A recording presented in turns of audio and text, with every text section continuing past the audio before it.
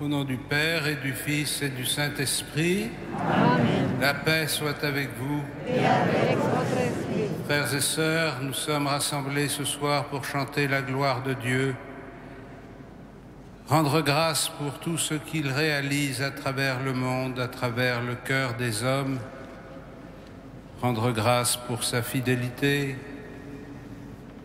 pour sa persévérance à transmettre sa parole et à nous nourrir du pain de vie.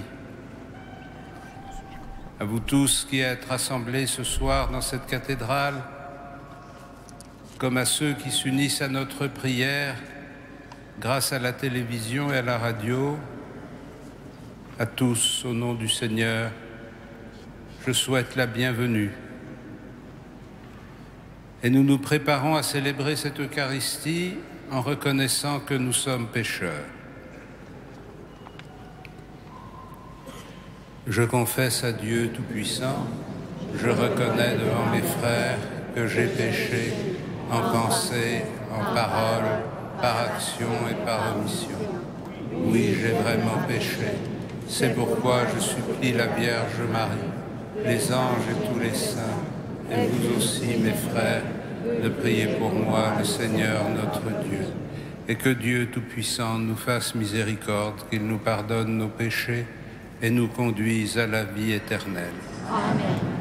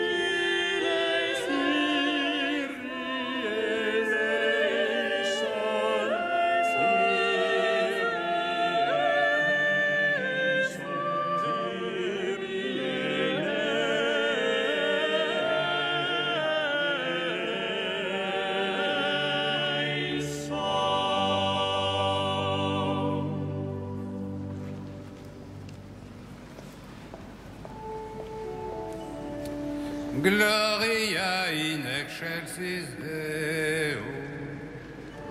Et in terra pax omnibus, soli voluntatis. Laudamus te. Benedicimus te. Adoramus te. Glorificamus te. Gratias ad Deus.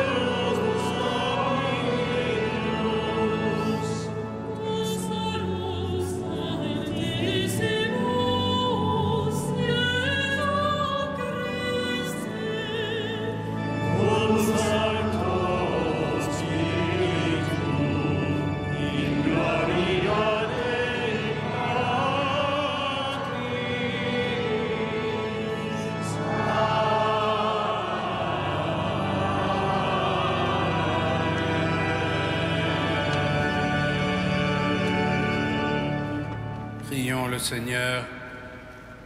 Dieu puissant, de qui vient tout don parfait, enracine en nos cœurs l'amour de ton nom. Resserre nos liens avec toi pour développer ce qui est bon en nous. Veille sur nous avec sollicitude pour protéger ce que tu as fait grandir par Jésus-Christ, ton Fils, notre Seigneur et notre Dieu, qui vit et règne avec toi dans la communion du Saint-Esprit maintenant et pour les siècles des siècles. Amen.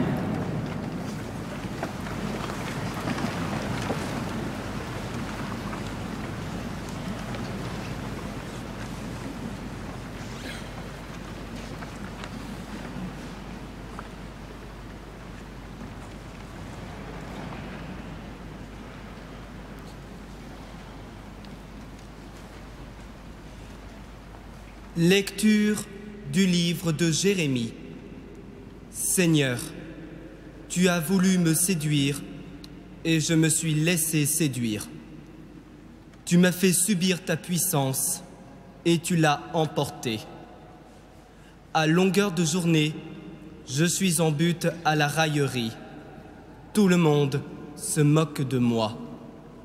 Chaque fois que j'ai à dire la parole, je dois crier, je dois proclamer violence et pillage. À longueur de journée, la parole du Seigneur attire sur moi l'injure et la moquerie. Je me disais, je ne penserai plus à lui, je ne parlerai plus en son nom. Mais il y avait en moi comme un feu dévorant, au plus profond de mon être. Je m'épuisais à le maîtriser sans y réussir. Parole du Seigneur. Rendons grâce à Dieu.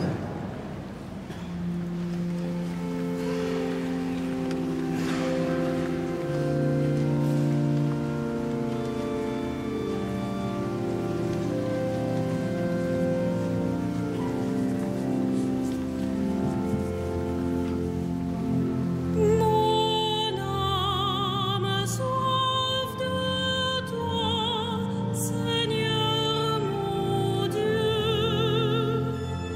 Mon âme soif de toi, Seigneur mon Dieu. Dieu, tu es mon Dieu, je te cherche dès l'aube.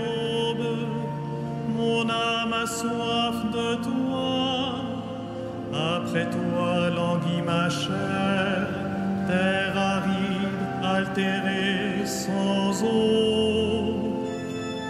Mon âme a soif de toi, Seigneur mon Dieu. Je t'ai contemplé au sanctuaire, j'ai vu ta force et ta gloire. Ton amour vaut mieux que la vie, tu seras la louange de mes lèvres.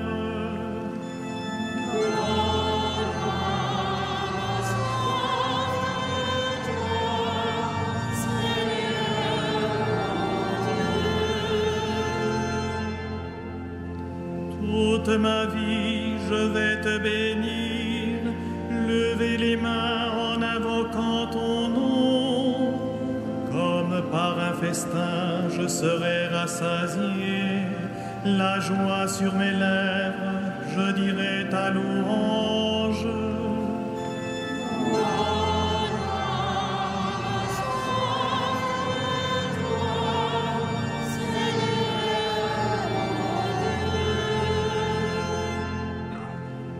Oui, tu es venu à mon secours, je crie de joie à l'ombre de tes ailes. Mon âme s'attache à toi, ta main droite me soutient.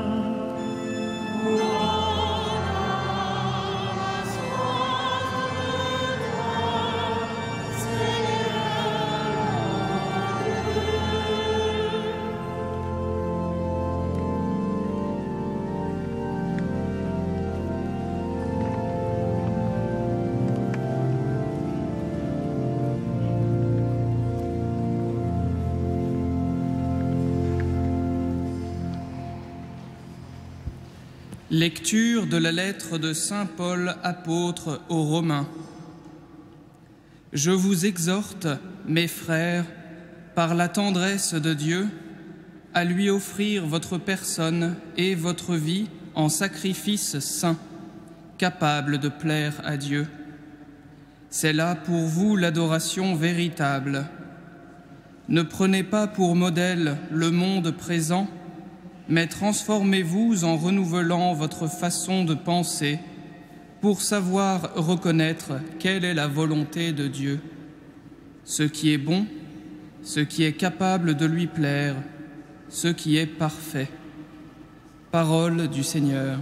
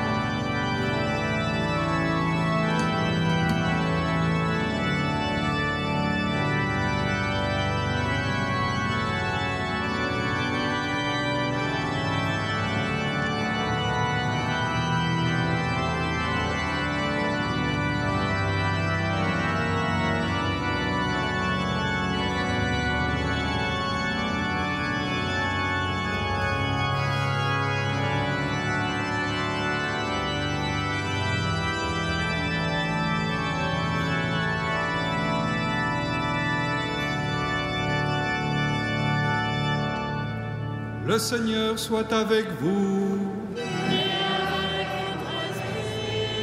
Évangile de Jésus-Christ selon saint Matthieu.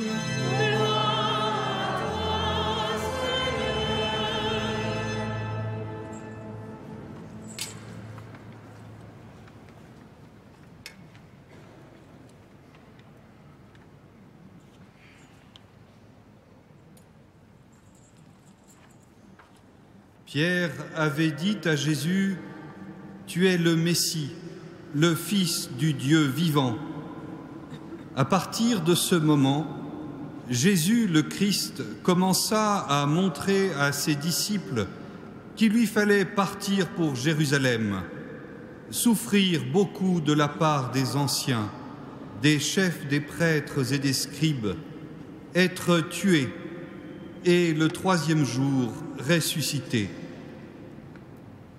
Pierre, le prenant à part, se mit à lui faire de vifs reproches.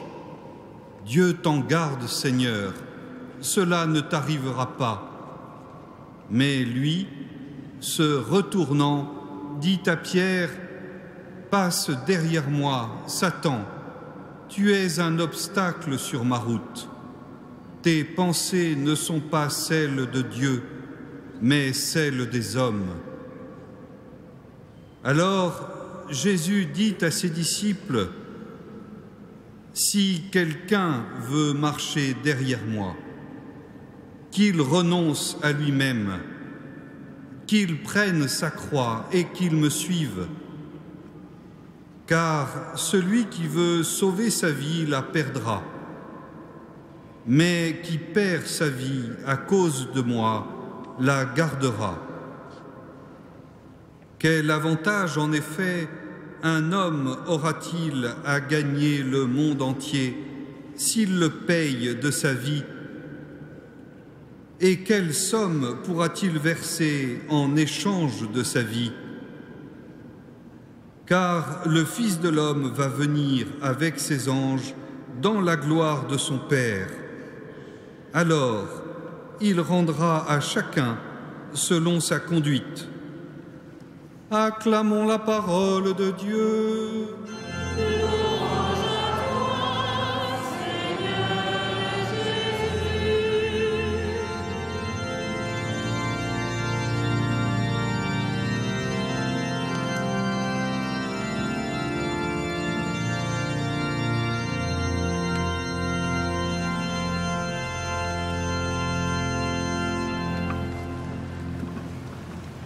Frères et sœurs,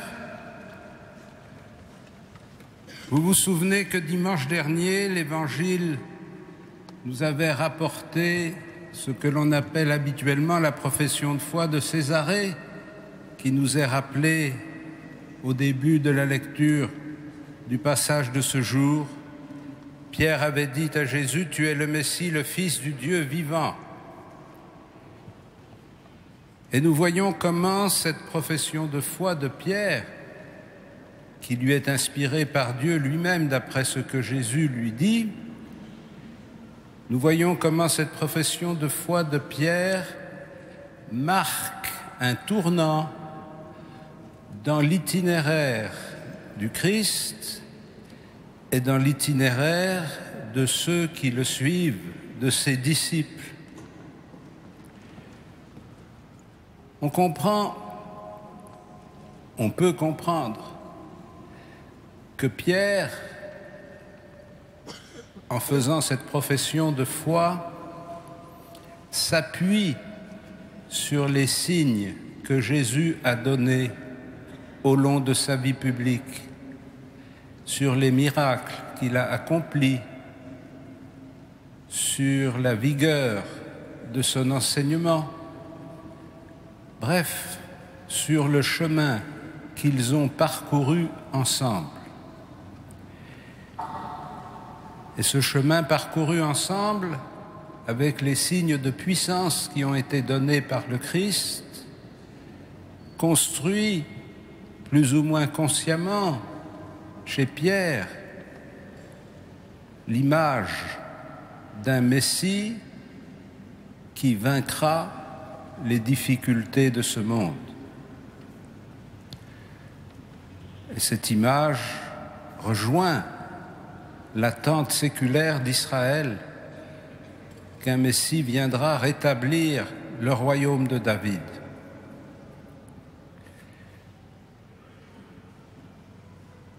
Mais cette profession de foi qu'on peut reconnaître comme une sorte d'aboutissement et de fruit des événements vécus avec Jésus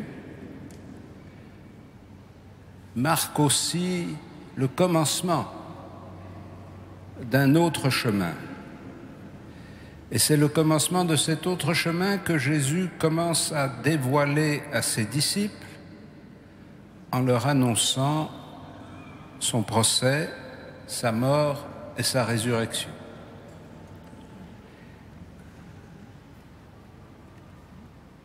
Ce programme de l'accomplissement messianique ne correspond pas du tout à ce que Pierre et ceux qui l'entourent pouvaient imaginer quand ils parlaient du Messie. Et on comprend ainsi que Pierre essaye de détourner Jésus de cette erreur. Cela ne t'arrivera pas. Et ce malentendu entre l'attente, l'expression spontanée de Pierre et la réalité à laquelle Jésus veut les préparer progressivement, ce malentendu n'est pas simplement, comme nous le montre la suite de la discussion, n'est pas simplement une défaillance de l'intelligence. Il ne s'agit pas de voir que Pierre n'a pas compris. On sait bien qu'il n'a pas compris et qu'ils ne comprendront pas tant qu'ils n'auront pas reçu l'Esprit Saint. Mais qu'est-ce qui retient Pierre et les autres d'adhérer à cette figure du Messie? Quelles sont les résistances qui se manifestent en eux pour se détourner de ce chemin d'humiliation, de sacrifice et d'offrande de sa vie? Peut-être ne le savent-ils pas eux-mêmes, mais Jésus va le leur révéler. Si quelqu'un veut marcher derrière moi, qu'il renonce à lui-même, qu'il prenne sa croix et qu'il me suive. Ce qui les conduit à rejeter cette figure du Messie humilié, c'est que consciemment ou non, en tout cas confusément, ils pressentent que s'ils adhèrent à ce programme de l'accomplissement messianique, c'est leur propre vie qui va être transformée. Il ne s'agit pas simplement de savoir s'ils croient ou s'ils ne croient pas à telle ou telle définition du Messie, s'ils sont capables de comprendre tous les présupposés scripturaires et théologiques qui vont soutenir cette vision du Messie.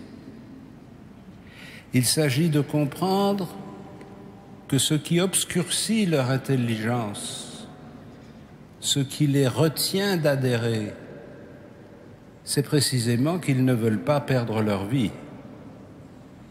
C'est précisément que, en suivant le Christ, avec toute leur générosité, ils ne suivent pas simplement la destinée de Jésus de Nazareth, mais ils suivent aussi un projet qui concerne leur propre vie, comme ce sera manifesté par la demande de la mère des fils de Zébédée, qu'ils soient assis l'un à ta droite et l'autre à ta gauche quand tu seras dans ton royaume.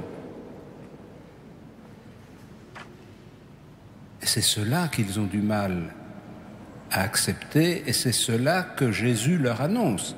Il ne leur annonce pas simplement ce qui va lui arriver à lui, Jésus de Nazareth. Il leur annonce que ceux qui le suivent, c'est-à-dire eux, vont connaître le même sort, qu'ils auront aussi à prendre leur croix et à livrer leur vie, s'ils veulent être unis avec lui. Il me semble que si nous percevons bien cette incapacité des disciples à entrer spontanément dans ce chemin difficile, nous percevons aussi à quel niveau de profondeur se situent nos propres difficultés par rapport au Christ. Les principales erreurs que nous commettons ou les principales résistances que nous éprouvons ne concernent pas simplement la vie de Jésus. Ou plus exactement, quand elles concernent la vie de Jésus, elles concernent aussi notre propre vie. Si nous avons du mal à reconnaître le Messie, Fils de Dieu, dans Jésus de Nazareth, crucifié, mort et ressuscité, ça n'est pas simplement parce que c'est difficile à comprendre. C'est aussi parce que ça nous dévoile le chemin de notre propre vie. Si nous voulons sauver notre vie, c'est-à-dire si nous voulons participer à la résurrection du Christ, si nous voulons vraiment surmonter ce qui constitue les forces de mort dans notre existence, il faut que nous acceptions de suivre le chemin du Christ, que nous nous renoncions nous-mêmes et que nous prenions notre croix. C'est pourquoi dans l'expérience chrétienne, la profession de foi n'est jamais dissociable ni dissociée des manières de vivre. On ne peut pas porter une profession de foi pleine et entière à la personne du Christ mort et ressuscité en voulant conduire notre vie comme si nous avions la possibilité d'échapper à la mort. C'est ainsi que saint Paul, dans son épître aux Romains, exhorte ses frères à offrir leur personne et leur vie en sacrifice saint capable de plaire à Dieu. Transformez-vous en renouvelant votre façon de penser pour savoir reconnaître quelle est la volonté de Dieu, ce qui est bon, ce qui est capable de lui plaire, ce qui est parfait.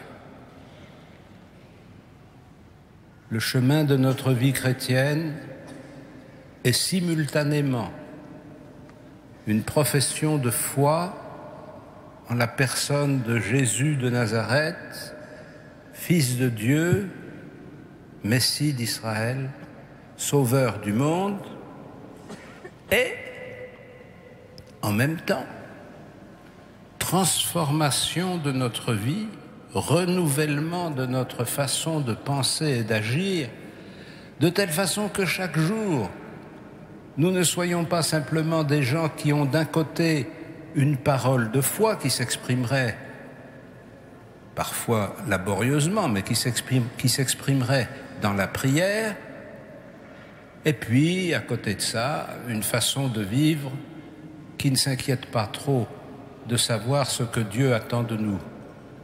Je ne peux pas dire que je crois au Christ si je ne cherche pas ce que Dieu attend de moi aujourd'hui dans mon existence. Professer la foi au Christ, vouloir être de ses disciples, essayer de marcher à sa suite, ça n'est pas simplement une intention du cœur, c'est une transformation de la manière de vivre, c'est une conversion à ce qui plaît à Dieu. Amen.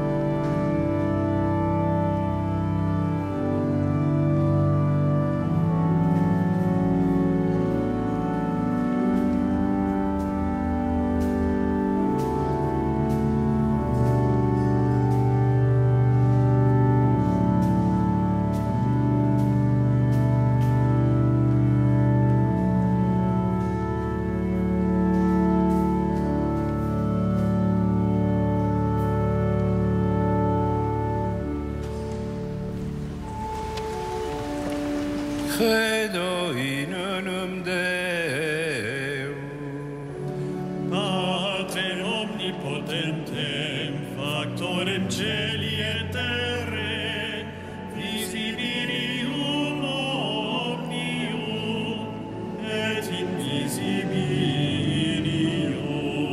Et in mundo nimium Jesum Christum, Filium Dei unigenitum, et ex Patre natum ante omnia saecula. Deum de Deum, nomen umile, Deum verum,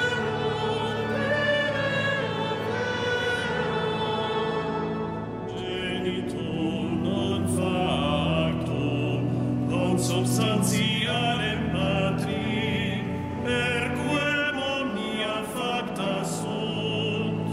Qui propter nos homines, et propter nostra salutem, decedit in celis.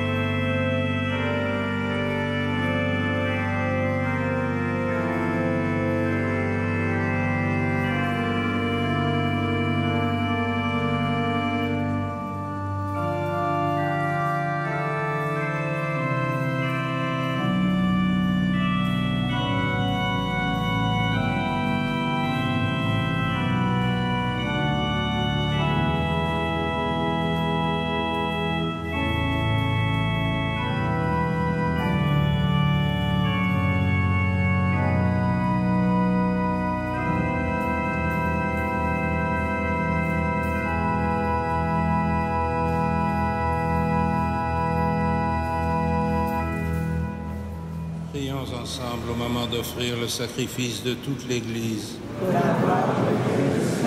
Seigneur, que l'offrande eucharistique nous apporte toujours la grâce du salut, que ta puissance accomplisse elle-même ce que nous célébrons dans cette liturgie, par Jésus le Christ, notre Seigneur. Le Seigneur soit avec vous. Et avec votre esprit. Élevons notre cœur. Rendons grâce au Seigneur notre Dieu.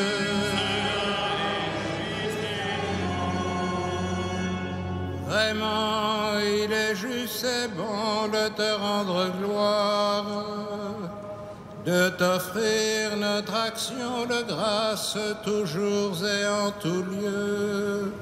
À toi, Père très saint, Dieu éternel et tout-puissant. Oui, nous le reconnaissons, afin de secourir tous les hommes, tu mets en œuvre ta puissance et tu te sers de notre condition mortelle pour nous affranchir de la mort. Ainsi, notre existence périssable devient un passage vers le salut par le Christ notre Seigneur. C'est par lui que les anges assemblés devant toi adorent ta gloire. À leur hymne de louange, laisse-nous joindre nos voix pour chanter et proclamer.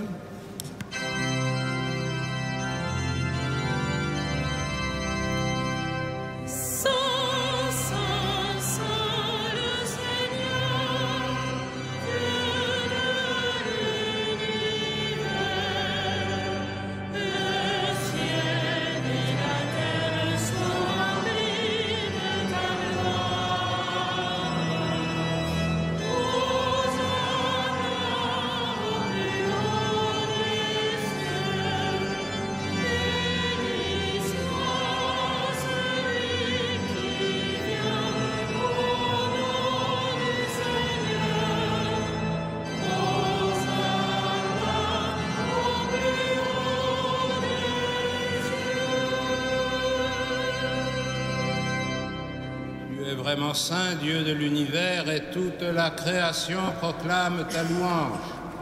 Car c'est toi qui donnes la vie, c'est toi qui sanctifies toutes choses par ton Fils Jésus-Christ, notre Seigneur, avec la puissance de l'Esprit Saint.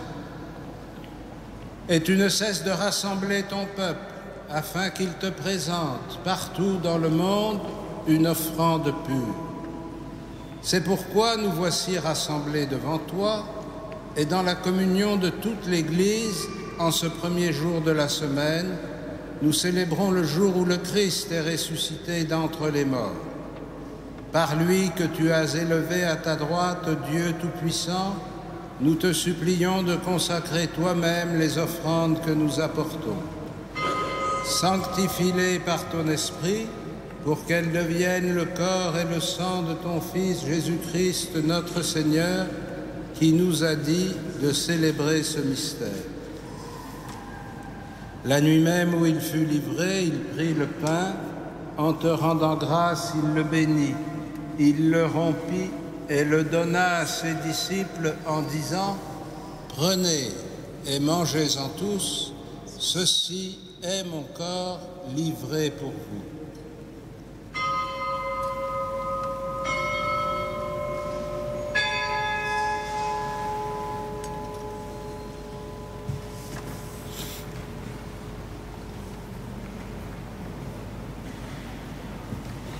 De même, à la fin du repas, il prit la coupe. En te rendant grâce, il la bénit et la donna à ses disciples en disant : « Prenez et buvez-en tous, car ceci est la coupe de mon sang, le sang de l'alliance nouvelle et éternelle, qui sera versé pour vous et pour la multitude en rémission des péchés. Vous ferez cela en mémoire de moi.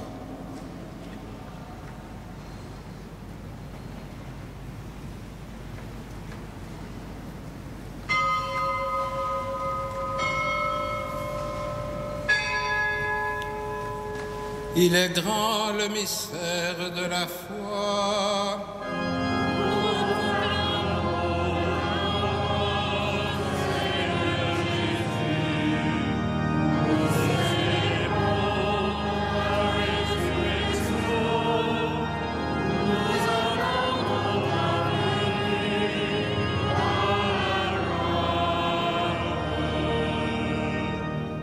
En faisant mémoire de ton Fils, de sa passion qui nous sauve, de sa glorieuse résurrection et de son ascension dans le ciel, alors que nous attendons son dernier avènement, nous présentons cette offrande vivante et sainte pour te rendre grâce.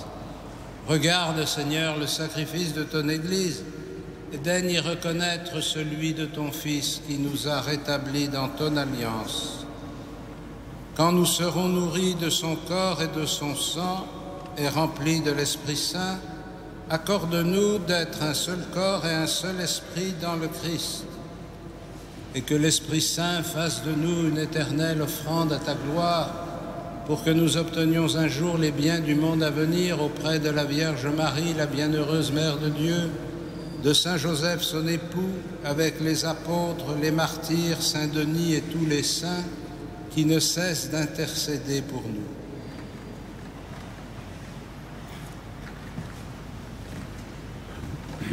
Et maintenant, nous te supplions, Seigneur, par le sacrifice qui nous réconcilie avec toi, étends au monde entier le salut et la paix. Affermis la foi et la charité de ton Église au long de son chemin sur la terre. Veille sur ton serviteur, notre pape François, et notre archevêque André, ses auxiliaires, l'ensemble des évêques, les prêtres, les diacres et tout le peuple des rachetés. Écoute les prières de ta famille assemblée devant toi et ramène à toi, Père très aimant, tous tes enfants dispersés.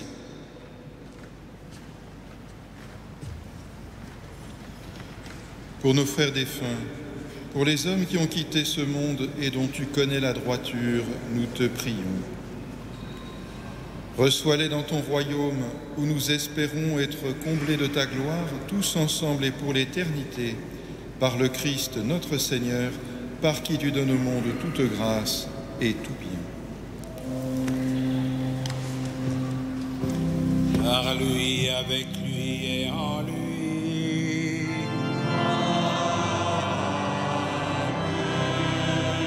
À toi, Dieu le Père Tout-Puissant, dans l'unité du Saint-Esprit.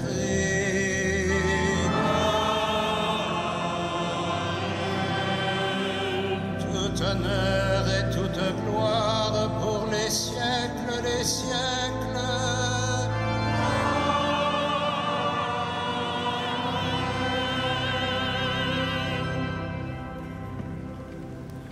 Unis dans le même esprit, nous pouvons dire avec confiance la prière que nous avons reçue du Sauveur.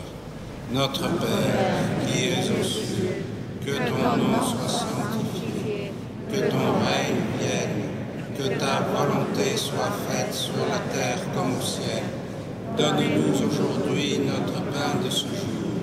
Pardonne-nous nos offenses, comme nous pardonnons aussi à ceux qui nous ont offensés, et ne nous soumets pas à la tentation, mais délivre-nous du mal.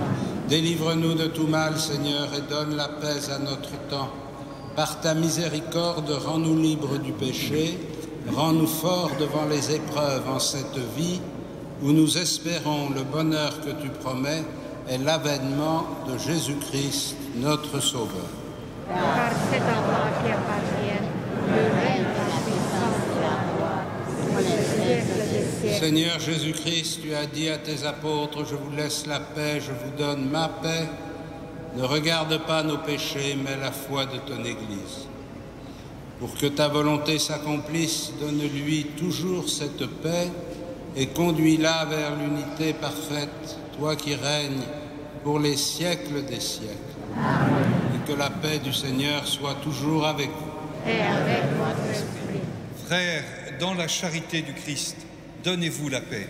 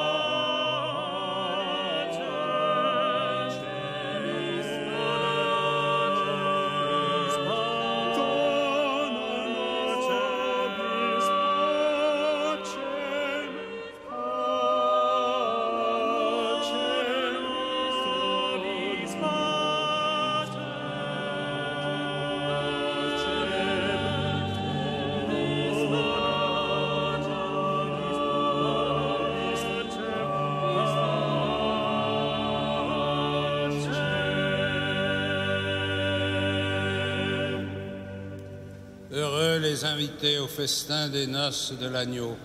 Voici l'agneau de Dieu qui enlève le péché du monde. Seigneur, je ne suis pas digne de te recevoir, mais dis seulement une parole et je serai guéri.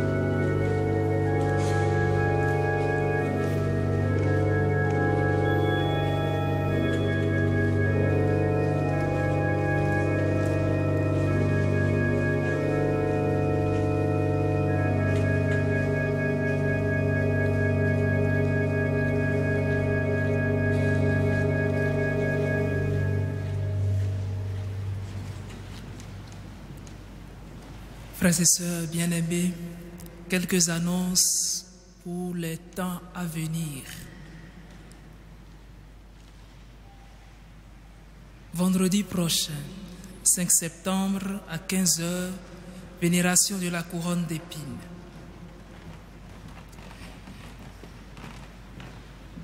Tout le mois de septembre durant, nous continuerons de vivre les nocturnes estivales à Notre-Dame à travers la projection du film Notre-Dame de Paris, cathédrale vivante. C'est à 21 h 30. Enfin, la messe du dimanche soir prochain sera célébrée à la mémoire de Charles Péguy pour le centenaire de sa mort. Nous nous mettons debout pour terminer notre prière avec notre archevêque.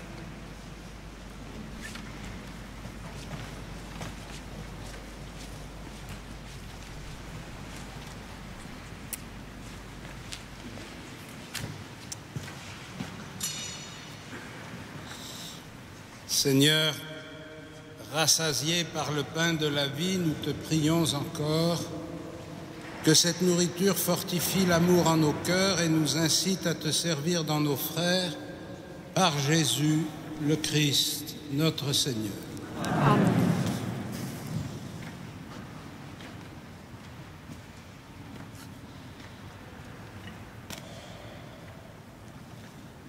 Le Seigneur soit avec vous et que Dieu Tout-Puissant vous bénisse, le Père, le Fils et le Saint-Esprit. Amen. Allez dans la paix du Christ. Nous rendons grâce à Dieu. Salve Regina.